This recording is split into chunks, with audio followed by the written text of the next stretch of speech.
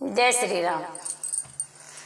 श्री राम लिए ले जन्म वाहो रामा चैत महीनवा। श्री राम लिए ले जन्म वाहो रामा चैत महीनवा। श्री राम लिए ले जन्म वाहो रामा चैत महीनवा।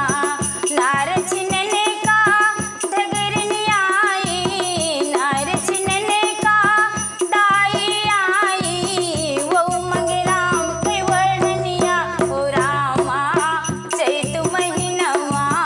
वो मंगे राम के वर्णनिया हो रामा चैत महीनवा।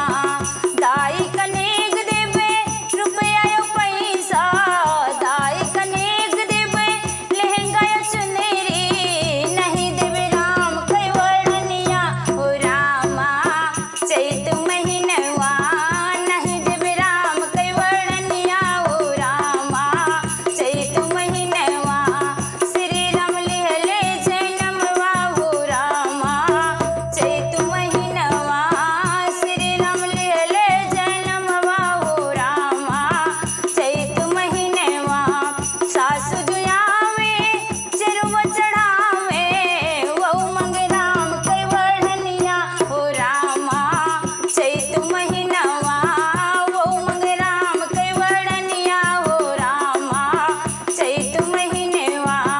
सासु कनेक देवे सोना यो चांदी, सासु कनेक देवे सोना यो चांदी। नहीं देवे राम के वर्णनिया हो रामा चैत महीनवा। नहीं देवे राम के वर्णनिया हो रामा चैत महीनवा। श्री राम लिए ले जन्म वाहो रामा चैत महीनवा। श्री राम लिए ले जन्म वाहो रामा चैत महीनवा। ननित